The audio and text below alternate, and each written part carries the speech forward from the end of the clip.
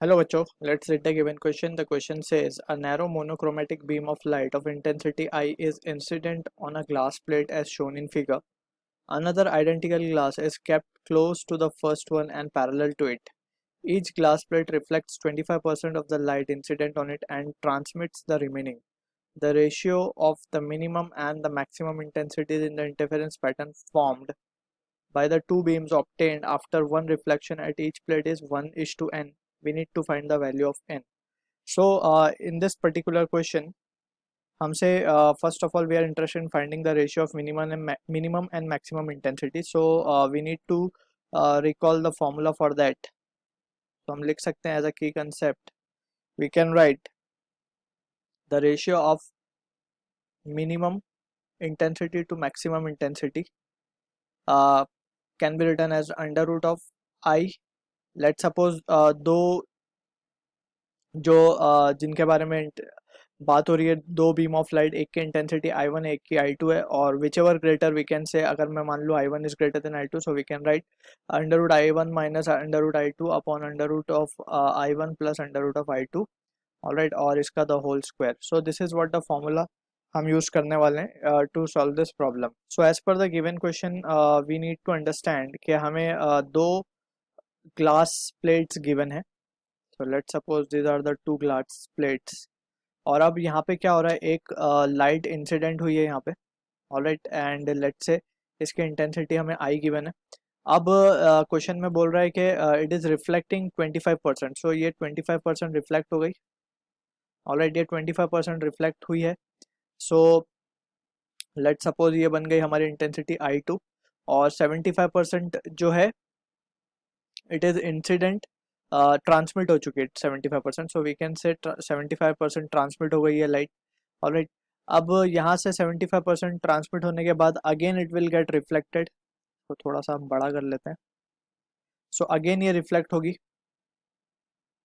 Alright. ये again यहाँ पे पहुँचने के बाद फिर से ये बाहर निकलेगी, ऑलराइट, दैट इज ट्रांसमिशन होगा वापस से इसका. सो यहाँ पे we can say, let suppose ये जो ट्रांसमिशन वाला पार्ट है इसे हम I3 कह देते हैं, और यहाँ से जो ये जाएगा इसे हम I4 कह देते हैं, और अगेन ये फाइनली जब बाहर निकलेगा इसे हम I5 कह देते हैं. तो ये इंटेंसिटीज हमने यहाँ पे डिफाइन कर दी हैं. सो नाउ वी कैन से I2 की अगर हम बात करें, सो I2 हमें गिवन है 25%, 25% of I. So we can write I2 is 25%, that is 25/100 of I, जिसको हम कह सकते हैं I/4, ऑलराइट. सिमिलरली I3 जो है वो 75% है I का, तो इसको हम लिख सकते हैं 3/4 I. सिमिलरली हम I4 की अगर बात करें, सो I4 जो है वो रिफ्लेक्टेड है, so it is 25% of I3. I3 हमें मिला है 3/4I, सो इसको हम लिखेंगे 1/4 into 3/4I, that is will give us the answer as 3/16I. Alright, अब हम बात करते हैं I5 की. So I5 is the transmitted light, so it is 75% of I4. So यहाँ से हमें मिलेगा 3/4 into 3/16I, and that will be equals to 9/64I. Alright, so यहाँ से हमने सारी इंटेंसिटीज निकाल ली हैं.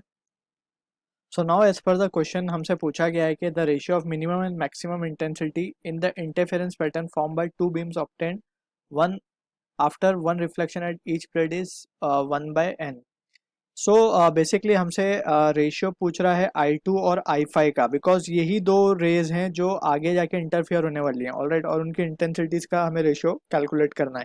सो I2 और I5 की अगर हम बात करें, सो this is I2 and this is I5, और I2 जो है वो फर्स्ट सरफेस से रिफ्लेक्ट हुई है, और I5 आ रही है after reflection from second surface, alright. So इन दोनों का रेशियो हमें लेना है. So we can say now, therefore हम लिखेंगे I min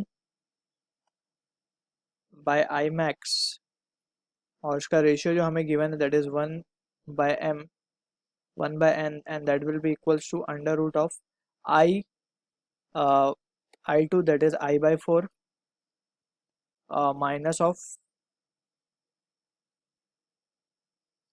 minus of under root of 9/64i the whole divided by, इसको द होल स्क्वायर कर लेते हैं हम, ये भी स्क्वायर में आ जाएगा और नीचे वाला टर्म भी स्क्वायर में आ जाएगा।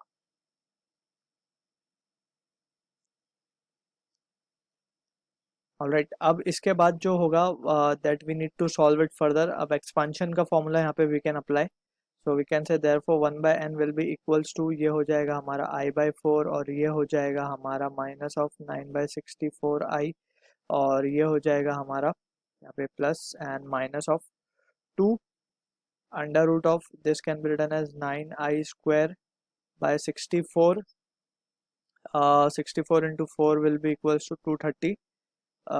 This can be written as 236, sorry 256, all right.